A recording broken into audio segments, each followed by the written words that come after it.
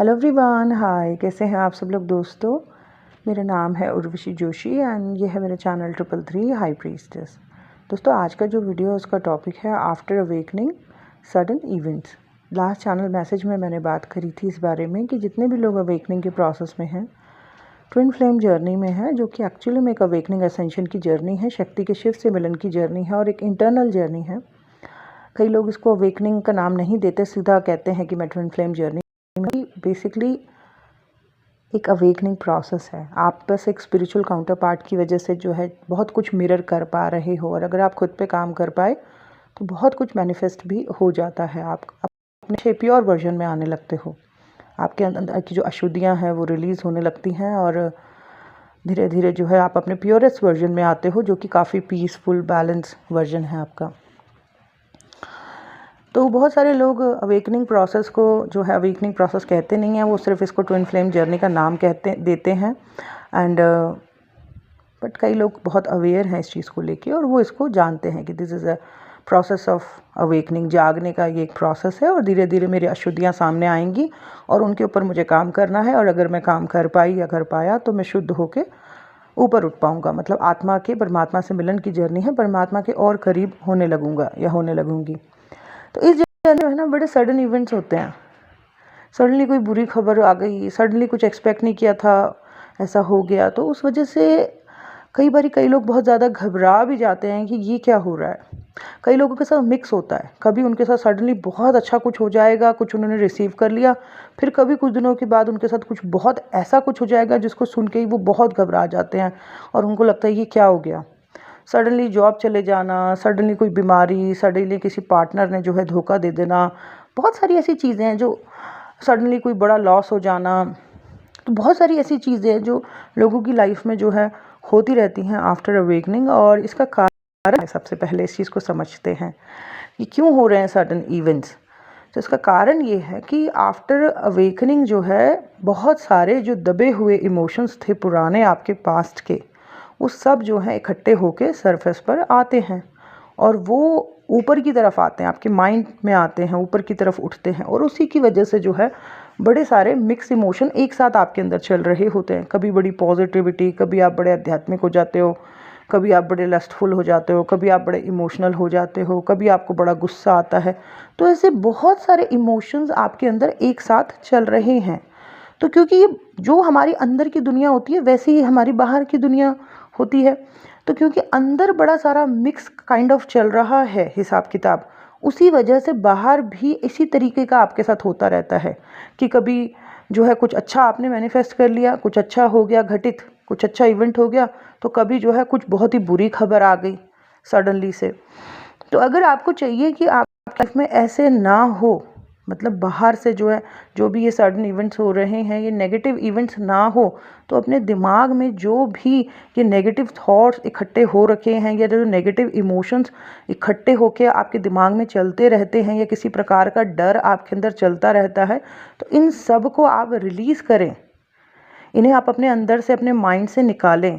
तो जैसे जैसे आपके माइंड से ये सारा कचरा निकलेगा, ठीक है ना, वैसे वैसे आपकी लाइफ में ये जो सडन नेगेटिव इवेंट्स हो रहे हैं बाहर से, ये होने बंद हो जाएंगे। क्योंकि ये नेगेटिव इमोशंस की वजह से आपकी एनर्जी सडनली लो पे चली जाती है, आपकी एनर्जी फ्लक्चुएट करती है, और क्योंकि आपकी सडनली नीचे चली गई है उसकी वजह से बाहर की जो दुनिया है, जो बाहर से आप मतलब वही होता है ना जो हमारे अंदर होता है उसी तरीके का हम बाहर से रिसीव करते हैं, तो बाहर की दुनिया में भी फिर आपके साथ नेगेटिव चीज़ें होनी शुरू हो जाती हैं। तो अगर आपके मन में ये जो जितने भी मिक्स इमोशंस चल रहे हैं, आध्यात्मिकता भी चल रही है, डिज़ायर भी चल रही है, और चीज़ें चल रही हैं, तो इनमें से कौन सी चीज़ें नेगेटिव हैं उनको आप देखें, उनको ऑब्जर्व करें और वन बाय वन अपने माइंड से उन चीज़ों को रिलीज़ करें। अच्छी प्रैक्टिसेस में रह के, ज्ञान में रह के, क्रिएटिविटी में रह के, खुद पे ध्यान दे के, सेल्फ को फर्स्ट प्रायोरिटी पर रख के आप डेफिनेटली इस कचरे को रिलीज़ कर सकते हो। जब माइंड में अंदर ये जब निकलेंगे अंदर से,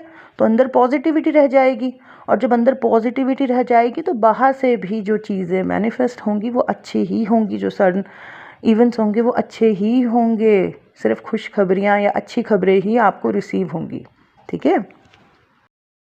पर अगर आप ऐसे ही मिक्स इमोशंस के साथ अपने जीवन को जी रहे हैं आफ्टर अवेकनिंग, तो फिर आप मतलब तैयार रहें इस चीज़ के लिए भी कि बाहर से भी ऐसे ही मिक्स चीज़ें होती रहेंगी, ठीक है। कई बारी ये जो बाहर से कई बारी ऐसी कोई सडन इवेंट हो गया, कोई बर हो गई, कुछ ऐसा सुनाई दे गया जो कि जिसने आपको अंदर से हिला के रख दिया। कई बारी इस स्थिति में व्यक्ति कई बारी बहुत सैड हो जाता है, उसकी एनर्जी बिल्कुल ड्रॉप हो जाती है, नीचे आ जाती है। कई बार व्यक्ति एकदम डिप्रेस हो जाता है और ये सही नहीं है, ठीक है। और कई लोगों का मैंने ऐसा देखा है कि वो ना समझ जाते हैं कि जो मेरी अंदर की रियलिटी है वही बाहर सब कुछ हो रहा है, उसी तरीके से मैनिफेस्ट हो रहा है। मेरे अंदर जो इतना सारा कुछ चल रहा है, अच्छा बुरा, उसी की वजह से बाहर की दुनिया में भी ऐसा ही हो रहा है मेरे साथ। कभी कुछ अच्छा, फिर कभी कुछ बुरा, फिर कभी अच्छा।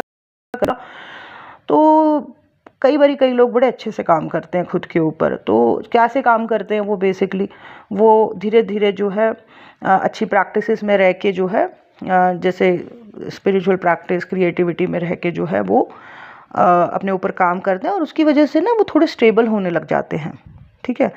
स्टेबल होने लग जाते हैं। अब स्टेबल होने लग जाते हैं, बैलेंस होने लग जाते हैं, मतलब कैसे कि अगर कोई अच्छी खबर भी मिल गई तो वो ज़रूरत से ज़्यादा नहीं खुश होते, ज़रूरत से ज़्यादा नहीं उछलते, वो शांत ही रहते हैं अगर कुछ बहुत अच्छा भी उन्होंने रिसीव कर लिया तो। और नॉर्मल, बिल्कुल नॉर्मल से ही रहते हैं, ठीक है, बहुत ज़्यादा एक्साइटेड नहीं होते।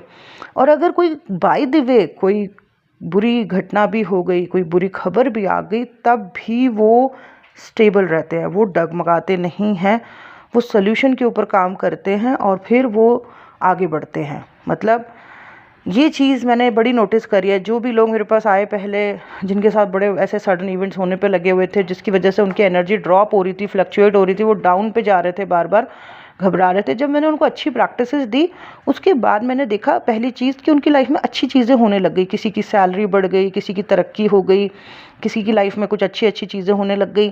फिर मैंने देखा कि कभी कोई बुरी चीज़ भी अगर उनकी लाइफ में बीच में हो गई तब भी वो स्टेबल है अपनी जगह पर, वो घबरा नहीं रहे हैं, सॉल्यूशंस की तरफ काम कर रहे हैं, ठीक है। और फिर जो है जो भी सॉल्यूशन है उस पर काम करके जो है वो फिर से आगे बढ़ रहे हैं अपने जीवन में। तो अच्छी प्रैक्टिसेस में रहने से ये रहता है कि अगर बाय द वे कोई अच्छी सडन इवेंट भी हो गया, कुछ बहुत बड़ा आपके साथ कुछ अच्छा भी हो गया, तब भी आप ऐसा नहीं है कि कुछ ज़रूरत से ज़्यादा उछल रहे हो या ओवर एक्साइटेड हो रखे हो या घमंड में आ गए हो, नहीं, तब भी आप नॉर्मल रहते हो।